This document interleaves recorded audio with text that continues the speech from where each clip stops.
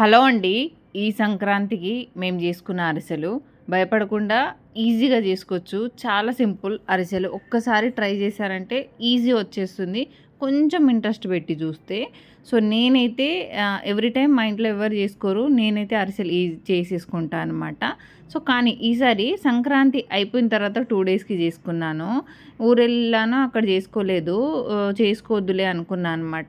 కానీ మా ఇష్యూ అయితే తనకు బాగా ఇష్టం అరిసెలు. తను ఏడుస్తా ఉండే అనమాట. నిన్న వాళ్ళు వీళ్ళు ఇస్తే అవి అయిపోయినాయి. నాకు ఇంకా కావాలంటే సర్లే ఇంకా వాళ్ళ వీళ్ళ మొహాలు చూడడం ఎందుకని నేనే చేద్దామని డిసైడ్ అయిపోయినాను. సో, ఎంతో ఈజీ అండి. నేను చెప్పిన ప్రాసెస్‌లో ఒకసారి ట్రై చేయండి. సో, నేనైతే కేజీ బియ్యం తీసుకొని 24 అవర్స్ నానబెట్టేసాననమాట. బియ్యం ఎంత బాగా నానితే అంత మంచిగా వస్తాయండి అరిసెలు. కేజీ బియ్యంలో ఒక గ్లాస్ ఎక్స్ట్రానే వేసుకోవాలి ఎప్పుడు. 1, 2 గ్లాస్ 4 గ్లాస్ అయితే మనం 4 గ్లాస్ బియ్యం అనుకున్నాం అనుకోండి, ఒక 2 గ్లాస్ ఎక్స్ట్రా వేసుకోండి. పిండి అటు ఇటు బెల్లం పాకం అటు ఇటు అయినా మనకి కొంచెం పిండి ఎక్స్ట్రా ఉంటే బాగుంటుంది. సో, కేజీకి 6 గ్లాస్ బియ్యానికి నేను కేజీ బెల్లం తీసుకున్నాను అనమాట. కేజీలో కొంచెం చిన్న ముద్ద ఆ పావు కేజీకి తక్కువ బెల్లాన్ని నేను కొంచెం సైడ్కి తీసేసాను అనమాట. కొంచెం అటు ఇటు అయినా మరీ తీయగా కాకుండా. సో, ఆ బెల్లాన్ని నేను తురుముకొని ఒక చిన్న టీ గ్లాసు వాటర్ వేసుకొని పాకంకి అయితే పెట్టేశాను. ఆ బెల్లం అయితే పాకం అయ్యేలోపు. సో, మనం 24 అవర్స్ నానబెట్టుకున్నాం కదా, దాన్ని 2, 3 సార్లు కడుగుతూ ఉండాలండి. బియ్యము కడిగి మనం 24 అవర్స్ నానబెట్టుకోవాలన్నమాట. నానబెట్టిన తర్వాత నెక్స్ట్ డే మనం గిర్నీకి పట్టించుకోవాలంటే మా పిండిని మరక పంపించుకోవచ్చు, లేదా మిక్సీ ఉంటే మిక్సీలో కూడా మనం ఇంట్లోనే ప్రిపేర్ చేసుకోవచ్చు పిండిని. సో, నేనైతే గిర్నీకి పంపించేస్తాను, ఈజీ అయిపోతుంది. సో, గిర్నీ నుంచి తీసుకున్న పిండిని అంటే మనం పిండిని తడిగా ఉన్నప్పుడే పంపించాలండి. మొత్తం డ్రై అవ్వకూడదు. బియ్యం అనేది తడి తడి ఉన్నప్పుడే తీసి కొంచెం లైట్‌గా ఇట్లా క్లాత్ మీద వేసి పంపించేయాలన్నమాట. సో, ఆ పిండి పట్టించిన తర్వాత పిండిని జల్లెడ పట్టేసి, మనం జల్లెడ పట్టే ఎందుకు పడతాము అంటే బియ్యం కొంచెం బరకగా లేకుండా కొంచెం స్మూత్‌గా అరిసెలు ఇరిగకుండా రావాలంటే మనం ఒకసారి జల్లించుకోవాలన్నమాట. సో, ఈ జల్లెడ పెట్టుకున్న పిండిని మళ్ళీ అదే క్యాన్‌లో వేసేసి గాలి ఆరకుండా ఇట్లా బియ్యాన్ని మంచిగా ఇట్లా ఒత్తి పెట్టేసి ఒక క్యాన్‌లో మూత పెట్టి ఉంచేసానన్నమాట పాకం అయ్యే వరకి. సో, పాకం అయితే అవుతుందండి. ఈ పాకం ఇంకా కొంచెం కరిగి మనకు పాకం వాటర్‌లో ఏసి చూస్తే ఇట్లా చేత్తో ఇలా ఇలా అంటే మన చేతిలోకి పాకం అనేది రావాలి. అప్పుడు తీసేయాలన్నమాట. మరీ ముదిరిపోయిందనుకోండి అరిసెలు గట్టిగా అయిపోతాయి. జస్ట్ ఇట్లా అనేస్తే మనకు పాకం వచ్చేయాలి చేతిలో. అంతవరకు చేసుకోవాలన్నమాట. అప్పుడు మనకి ఇట్లా చేతికి వస్తుందంటే పాకం పర్ఫెక్ట్‌గా అయినట్టే. దీంట్లో యాలకుల పొడి వేసుకుంది. పాకం మరుగుతున్నప్పుడే యాలకుల పొడి వేసుకోండి. అలాగే పాకం బంద్ చేసేటప్పుడు మనం నెయ్యి వేసుకోండి. సో, నేనేం చేశానంటే నెయ్యి అప్పుడు వేయడం మర్చిపోయాను. నేను తర్వాత వేస్తాను. ఎప్పుడు వేస్తానని చూపిస్తాను. సో, ఆ పాకంలో మనం పిండి సైడ్‌కి ఉంచేసాం కదండీ పిండిని. ఈ పిండిని బెల్లం పాకంలో కొంచెం కొంచెం చూసుకుంటూ వేసేసుకుంటూ కలుపుతూ ఉండాలన్నమాట. ఒక గట్టి ఏదన్నా కర్ర లాంటిది ఉంటే ఇంకా బాగుంటుంది. బట్ నా దగ్గర లేదు కాబట్టి సలాకితో అయితే పిండిని ఇట్లా కొంచెం కొంచెం పాకంలో చూసుకుంటూ వేసుకుంటూ కలుపుతూ ఉన్నానన్నమాట. ఎక్కువైతే పక్కకు ఉంచేయండి. తక్కువైతే మనం మళ్ళీ ఎక్కువ పిండి, అందుకే మనం కొంచెం కేజీ బెల్లానికి కేజీన్నర పిండి దాకా పట్టిస్తామన్నమాట. అటు ఇటు అయిపోయినా మనకు పిండి ఉంటే సరిపోతుంది కాబట్టి. సో, మేమైతే చూడండి ఇట్లా కొంచెం కొంచెం చూసుకుంటూ కలుపుకుంటూ ఉన్నామన్నమాట పిండి. సో, ఈ పాకంలో కలుపుకుంటూ ఉన్నామన్నమాట. మనం ఎంత పాకం కరెక్ట్ పర్ఫెక్ట్ చేసామనుకోండి అరిసెలు కూడా పర్ఫెక్ట్ వస్తాయి. సో, ఆ పాకమే మనం ఎట్లా పట్టాలనేది మెయిన్ చూడాల్సింది పాకం. అట్లాగే పిండి పొడి కాకుండా చూసుకోవాలన్నమాట. కొంచెం తడి తడినే ఉండాలి. అప్పుడే పాకం మనకు అరిసెలు అనేది పర్ఫెక్ట్‌గా వస్తాయి. సో, నేను నెయ్యి పాకంలో వేయడం కొంచెం మర్చిపోయాను కాబట్టి తర్వాత వేడి వేడిగానే ఉంది కదా పాకం, అందులో వేసేసాననమాట. నెయ్యి ఎక్కువ వేసుకుంటే మంచి ఫ్లేవర్ వస్తుంది. ఈసారి కొంచెం నెయ్యి ఎక్కువ క్వాంటిటీ వేసాననమాట. అరిసెలు అయితే అద్దిరిపోయాయండి, అంత బాగా వచ్చినాయి. సో, ఇప్పుడు మన పాకంలో పిండి కలిపేసుకొని పక్కన పెట్టేశాను. అది కొంచెం పక్కన పెట్టేసి ఆయిల్ అయితే స్టవ్ మీద పెట్టేశాను అనమాట హీట్ అవ్వడానికి. ఇప్పుడైతే నేను అరిసెలు చేసి చూపిస్తాను ఎట్లా వస్తాయి అనేది. సో, ఇది మన పిండి పాకం పట్టుకొని అరిసెల పిండి అనమాట. చూస్తేనే టెంప్టింగ్గా ఉండింది కదా, నార్మల్గానే తినబుద్ధి అవుతుంది అనమాట. అంత అంటే అంత టెంప్టింగ్, అంత మంచి స్మెల్ వస్తుంది.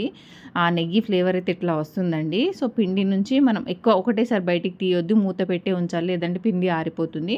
మనకు కావాల్సినంత పిండి తీసుకుంటూ ఇట్లా మనకి ఏ సైజులో కావాలో ఆ సైజులో, మరీ సన్నగా కాకుండా మరీ దొడ్డు కాకుండా మీడియంలో ఒత్తుకోవాలన్నమాట.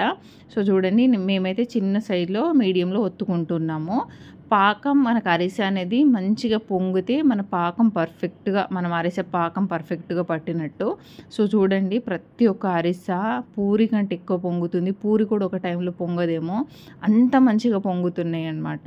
సో, చాలా నాకైతే ఇది చూస్తేనే డైరెక్ట్ అట్లనే తీసి తినే బుద్ధి అవుతుంది. అంత మంచిగా వస్తున్నాయి. కానీ నేను చేసిన చిన్న మిస్టేక్ ఏందంటే మనం అరిసెని ఎంత బాగా చేస్తామో దాన్ని ఒత్తే దాంట్లో కూడా అంతే ఉంటుంది. అంటే ఆయిల్ ఎక్కువ పడుతుంది కాబట్టి అరిసెల్ని ఒత్తుతామండి. ఆ ఒత్తేటప్పుడే మనం జాగ్రత్త ఉండాలన్నమాట. ఇట్లాంటి నేను ఇప్పుడు జాలి గరిట ఉందా, అట్లాంటి ఇంకో గరిట తీసుకొని ఒత్తితే సరిపోయింది. నేనేం చేశానంటే చెంబుతో ఆయిల్ ఎక్కువ పడుతుంది కదా అండి, చెంబుతో అని గట్టిగా ఒత్తేసాననమాట. సో, నేను చేసిన మిస్టేక్ ఏంటంటే గట్టిగా ఒత్తితే అరిసె అనేది గట్టిగా అయిపోతుంది. అట్లాంటప్పుడు మనం ఏం చేయాలంటే నేను పట్టుకున్న గరిటెలు అంటే ఇంకో గరిట ఉంటే దాంతోనే నార్మల్‌గా ఒత్తితే సరిపోతుంది. అరిసె అనేది మనం ఎంత మంచిగా పాకం పట్టి ఎంత బాగా చేసినా చెంబు వాటితో గట్టిగా ఒత్తడం వల్ల అరిసె అనేది గట్టిగా అయిపోతుందనమాట.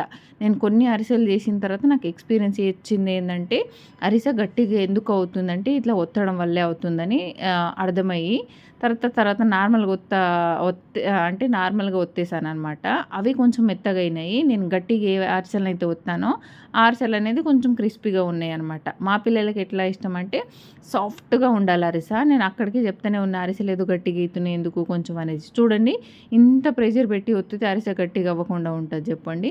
తర్వాత నాకు అర్థమైన తర్వాత కొంచెం మెల్లగా నార్మల్‌గా ఒత్తడం స్టార్ట్ చేశాననమాట. అప్పుడు కొన్ని అరిసెలైతే మంచిగా ఉన్నాయి. కొన్ని అయితే నేను చేసిన మిస్టేక్ వల్ల కొన్ని గట్టిగా అయిపోయాయన్నమాట. సో, ఇదొక్కటి గుర్తుపెట్టుకుంటే సరిపోతుంది. అరిసె ఒత్తేటప్పుడు నార్మల్‌గా ఒత్తితే సరిపోతుంది. అరిసెను మనం అంటే ఆయిల్ ఒత్తేటప్పుడు అరిసెను ఒత్తుకునేటప్పుడు కొంచెం మందంలా ఉండాలి. మరీ సన్నగా మరీ మందం లేకుండా మీడియంలో ఒత్తుకుంటే సరిపోతుందనమాట. అరిసె అనేది పర్ఫెక్ట్‌గా వస్తుంది. సో, టేస్ట్ వైజ్ అయితే సూపర్‌గా ఉన్నాయండి. ఆ నెయ్యి ఫ్లేవర్ అయితే అద్దిరిపోయిందనమాట. నేనైతే ఆశీర్వాద్ నెయ్యి వాడాను. చాలా మంచి ఫ్లేవర్ వస్తుంది. ఆ నెయ్యి ఫ్లేవర్ అనేది ఎక్కువ తెలుస్తుంది మనకి. సో, మనం భయపడకుండా మనకు మనమే మంచిగా అరిసెలు చేసుకోవచ్చు. ఫస్ట్ భయం వదిలిపెట్టి మనం చెయ్యాలి అనే దాని మీద ఉండాలి. సో, ఒక్కసారి ట్రై చేయండి. అటు ఇటు అయినా నెక్స్ట్ టైం మనకు మిస్టేక్ అనేది అర్థమవుతుంది. సో, నాకు ఇప్పుడు మిస్టేక్ అర్థమైంది ఏంటంటే గట్టిగా ఎందుకు అవుతుందంటే నేను ఎక్కువగా ఒత్తడం వల్ల అనేసి. సో, నెక్స్ట్ టైం ఆ మిస్టేక్ కూడా లేకుండా చేయాలంటే మనం 1, 2 సార్లు ట్రై చేస్తేనే ఏదైనా మనకు అర్థమవుతుంది కదా! సో, నేను చెప్పినట్టు ఒకసారి మీరు ట్రై చేయండి. నేను అసలు యూట్యూబ్ వీడియోలో చూసే నేర్చుకున్నాననమాట. అది కూడా పిరవలి సిస్టర్ యూట్యూబ్ ఛానల్ అమ్మ వాళ్ళు ఉంటారు కదా! సో, వాళ్ళ వీడియో చూసి నేర్చుకున్నాను. అరిసెలైతే సూపర్‌గా ఉన్నాయి. మా పిల్లలైతే ఇష్టంగా తిన్నారనమాట. సో, వీళ్ళకి ఇష్టం అరిసెలు అనేది. సో, అందుకే వాళ్ళ కోసమే పండగ అయిపోయిన నెక్స్ట్ డే 2 డేస్ తర్వాత స్పెషల్‌గా చేస్తున్నాను. సో, వాళ్ళకిష్టం నాకు కూడా ఇష్టం. సో, ఫైనల్‌గా మన అరిసెలైతే ఇవ్వండి. సో, నేను కేజీ అంటే 5 గ్లాస్ అరిసెలు వేసాననమాట. సో, ఈ క్వాంటిటీ అరిసెలైతే అయిపోయాయి. అయితే నేను చెప్పాను కదా! నేను గట్టిగా ఒత్తడం వల్ల కొన్ని గట్టిగా అయిపోయాయని. సో, ఇవి కొన్ని అయితే నార్మల్‌గా ఉన్నాయి. సో, అది మిస్టేక్ ఒకటి గుర్తుపెట్టుకుంటే ఇంకా నెక్స్ట్ టైంకి మంచి సాఫ్ట్ ఫ్లఫీ అరిసెలైతే చేసి చూపిస్తాను. ఇది కూడా పర్ఫెక్ట్‌గా ఉండింది. జస్ట్ నేను ఒత్తడంలో చేసిన మిస్టేక్. కానీ టేస్ట్ వైజ్ అయితే సూపర్‌గా ఉండింది. సో, ఇదండి వీడియో. నచ్చితే తప్పకుండా లైక్ చేయండి, షేర్ చేయండి, సబ్స్క్రైబ్ చేయండి. మీరు కూడా అరిసెలు చేయడం నేర్చుకొని నాకు కింద కామెంట్ సెక్షన్‌లో కామెంట్ చేయడం అయితే అస్సలు మర్చిపోకండి. Thank you so much.